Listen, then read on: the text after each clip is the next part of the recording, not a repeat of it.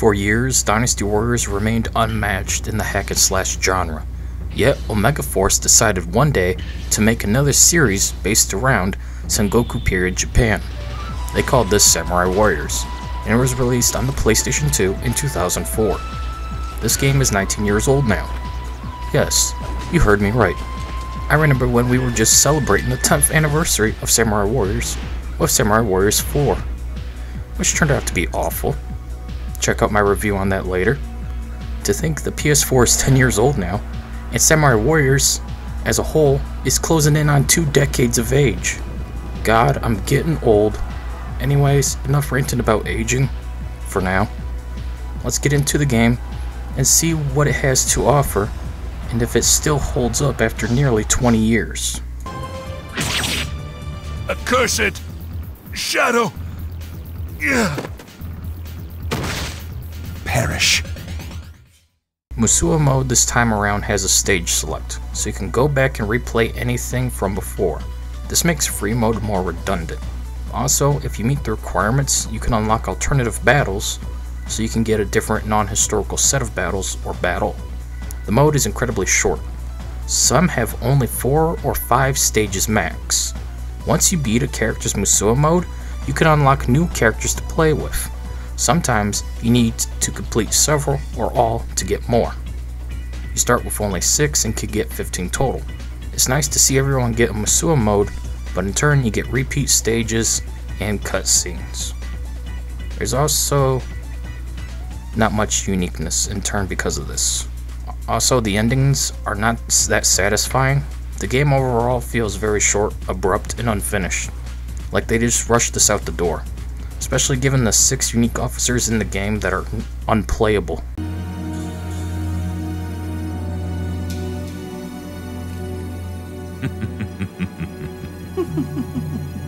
No, I cannot. If I die now, your deaths would have no meaning.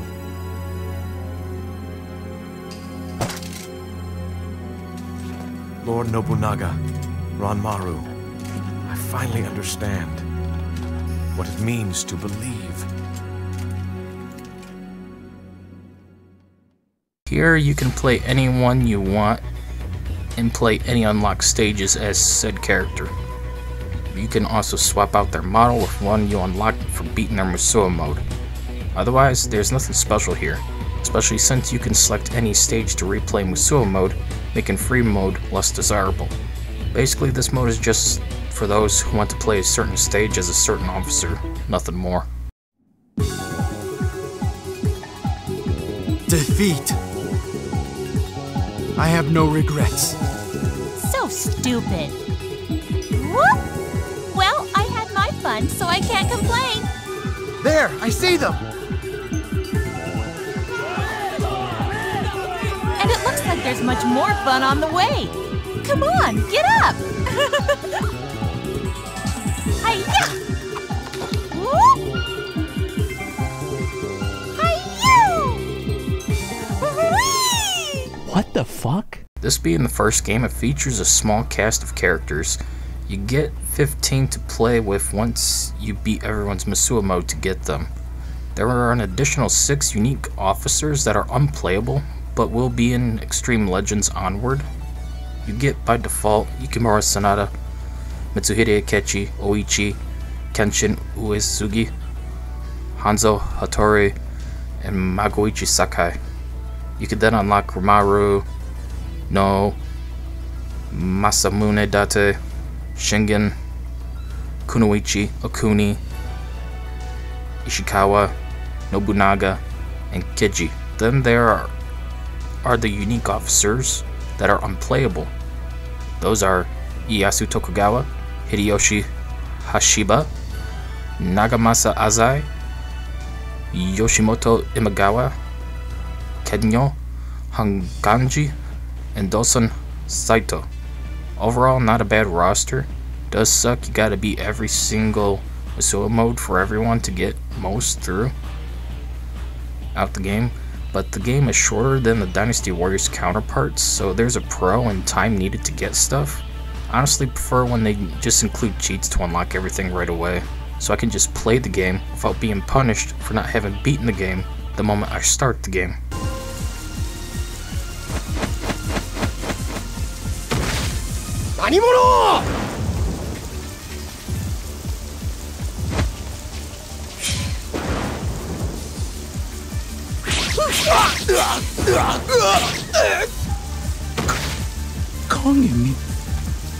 Maro は家康が主ぞ。マロに歯向かい、何を望む？主はただ一人。望むはその主が天が。The game is more fluid and offers more combos than Dynasty Warriors at this point. You can get into deadlocks with enemies, and if you win, you get a quick attack to damage them. You can use ninja shortcuts if you play as one, such as Hanzo. The horse is less clunky, and kills by the horse do count towards your KOs. Plus, the bow is now infinite ammo, but the enemies will attempt to dodge your attacks. The enemy AI is also pretty aggressive, making it harder to push into their forces and kill the commander. Objectives appear on the battlefield, and a lot of battles are very scripted, where you must complete a set of goals in a certain order and time to win. I'm not a huge fan of this, and prefer Dynasty Warriors 2 and 3 more open-ended battles, which we would lose with Dynasty Warriors 5 and Samurai Warriors Onward. Once you complete a stage, your performance determines your stat gain, leveling up, bodyguards, and of course the points you earn to unlock stuff in the skill tree. Honestly, just prefer the more straightforward you level up and get stuff. No need for a tacky RPG skill tree that just holds you back and gives you a false sense of progression. If I gain a level, just give me a new combo moveset or increase my attack/speed. Bodyguards have been downgraded compared to Dynasty Warriors 4. This means you cannot edit them, and they only come in 4 instead of 2, and maximum 8 once leveled up. But you can choose from a small selection of different classes, so if you want to have Shinobi follow you or generic swordsman, you can. You can also use a dodge roll to avoid attacks and traps. Especially in castles, you will encounter many different traps, from fake floors and spiked walls. This roll is needed because even fast characters can still fall to them if not careful. The movement is actually pretty good, even with the more tankish characters. What? No. Ow! A flood attack has taken out the advanced force! Nicely played, Yukimura. This shit is insane. Sadly, compared to Dynasty Warriors 4 edit mode, the custom officer mode in this game falls completely flat. You can only choose one of 3 weapons and a pre-made model. You cannot customize them in any way outside of your name, which has to be short. Then you must complete a few hours worth of training trials and pass them all to use your custom officer in free mode. Otherwise, if you don't complete everything within a single playthrough, as there is no saving, you lose all progress and must start all over. The weapons are sword, spear, and naginata, all of which are clunky and have short movesets, making the combat massively repetitive. Not to mention you barely hit more than a few enemies at once with the sword, making the basic weapon highly repetitive. There's just nothing positive about this tacked on flawed mode. What a waste of time and resources. Oh.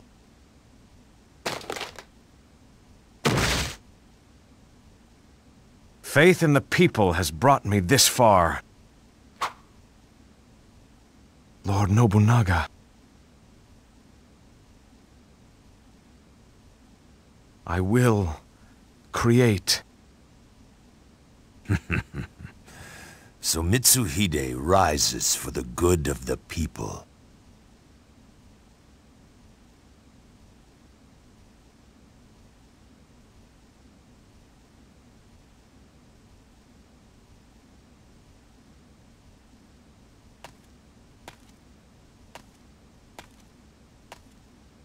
The survival mode was the beginning of a new concept exclusive to Samurai Warriors, one of which I never liked, and in Samurai Warriors 1, it truly feels tacked on and pointless. You just run around fighting small groups of enemies within a time limit, the end. Not fun. At least with Samurai Warriors 5, they gave us a superior mode that just needed more to it called Citadel Mode. There's nothing special about Survival Mode. In fact, there's only one reason to play it in any game. That's in Samurai Warriors 2, to unlock Ranmaru, who is also glitched and giving his fans a middle finger from the developers. How dumb.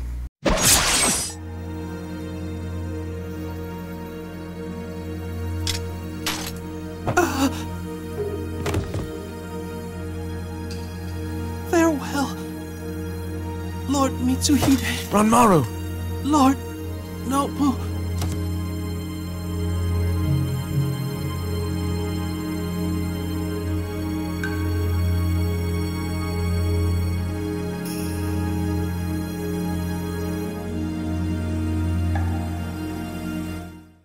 English dub. This is a clear issue with Japanese games, even to this day.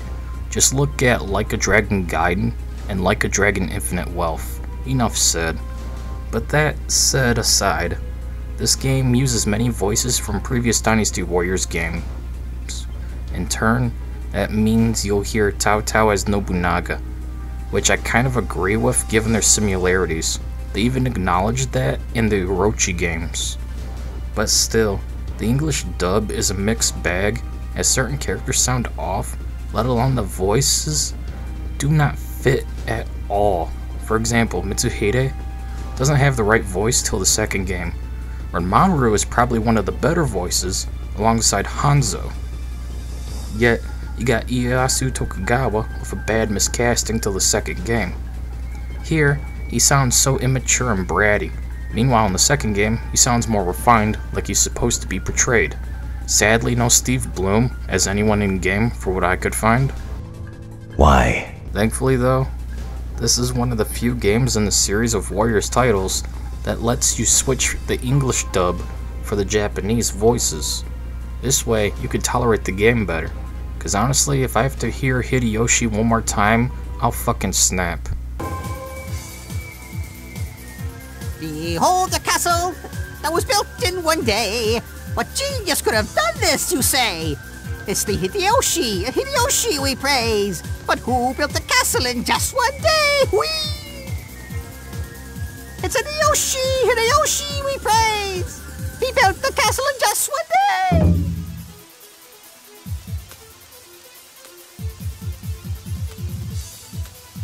Ranmaru, you once said Lord Nobunaga would one day rule this land.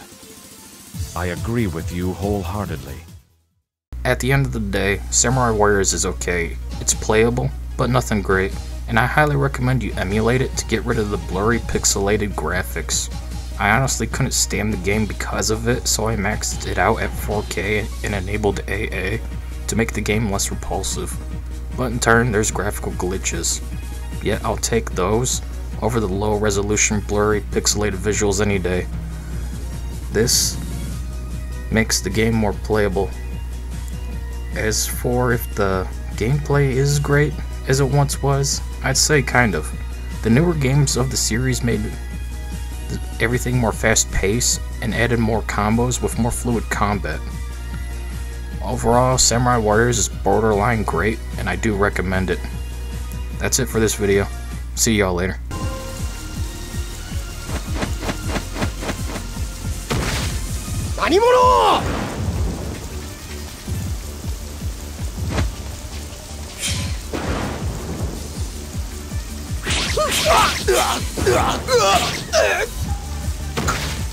Kagemi? マロは家康が主ぞ。マロに歯向かい、何を望む？主はただ一人。